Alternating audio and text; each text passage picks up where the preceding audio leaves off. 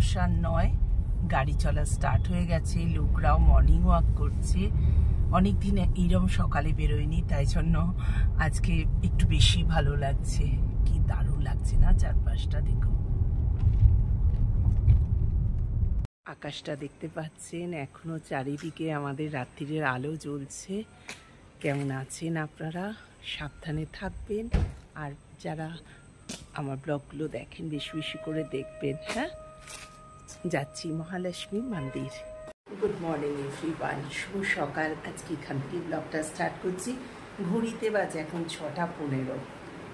আমাদের এখানে একটা ভীষণ সুন্দর নিম গাছ আছে জানেন, সবাই হাঁটতেও বেরিয়ে যাচ্ছে সকালবেলা। সকাল সকাল বেরোতে ভীষণ ভালো লাগে, তবে চোখ খোলে না। যাই হোক, আজকে মুখে চা দিল দীপঙ্কর, খেয়ে উঠে পড়লাম, বেরিয়ে পড়ছি। কি সুন্দর লাগছে সকালবেলাটা।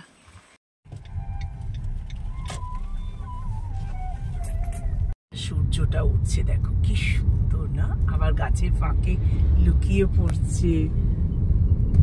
পৌঁছে গেলাম ডেস্টিনেশনে। এখানে গাড়ি পার্ক করে চলো আমরা এবার মন্দিরের দিকে যাই। মন্দির বলছে যে 5টা থেকে খোলা। এখানে মর্নিং ওয়াকও করছে দেখো সবাই।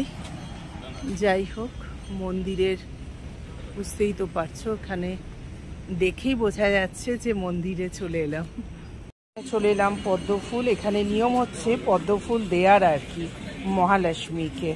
দেখো হাতে দুজনে, দীপঙ্করও একটা আমি একটা, পদ্মফুল নিয়ে চললাম। প্রত্যেক মন্দিরের চারপাশে এরকম থাকে, সে আমাদের কলকাতাই হোক যাই হোক, কালীঘাট সব মন্দিরের পাশে দেখো এখানেও সেই একই রকম ডালা সাজিয়ে বসে আছে। দেখো ডালা নেওয়ার জন্য। চলো মন্দিরে এসে গেছি। হ্যাঁ, এই তো এখানে ঢুকিয়ে দিলাম জুতোটা, দেখো। হ্যাঁ হ্যাঁ হ্যাঁ, চলো এখান থেকে আগে তুলে নিই ফটোটা মন্দিরের। জয় মহালক্ষ্মী।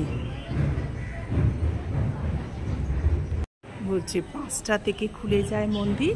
দেখো ভেতরে ঠাকুরের ওখানে আমার ক্যামেরা অ্যালাউ নয়, সেই জন্য বাইরে থেকে তোমাদের দেখাচ্ছি। চলে এলাম মহালক্ষ্মী মন্দির। এরই মধ্যে প্রচুর সবাই এসে গেছে। বাইরে রেখেছে এরকম একটা মূর্তি, এখানে মহারাষ্ট্রে এরকমই মূর্তি দেখা যায়। দীপঙ্কর ফুল নিয়ে বাইরে দাঁড়িয়ে আছে,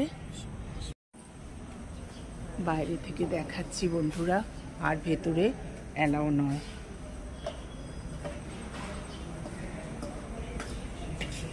দীপঙ্কর ওখানে ফুল হাতে দাঁড়িয়ে আছে, আমি ক্যামেরা বন্দি করছি তোমাদের সামনে। এই তো কতবার দেখি এখানে জয় বজরং বলি। এটা একবার মন্দিরটা আমাদের প্রদক্ষিণ করতে হয়। আশ্চর্য হয়ে যাচ্ছি শুনে যে দীপঙ্কর মানেছে। বিশাল মন্দিরটা আর খুব সুন্দর শান্ত। এখন ঘড়িতে বাজে 7টা। এবার আমাদের ফেরার পালা। দীপঙ্কর কি সুন্দর কোমরে হাত দিয়ে দাঁড়িয়ে আছে।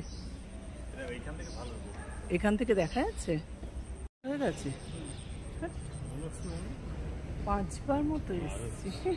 দীপঙ্কর বলছে 10 বার এসেছি, 5 বার এসেছি গো। চলো, এইটা আসল ফটো মন্দির।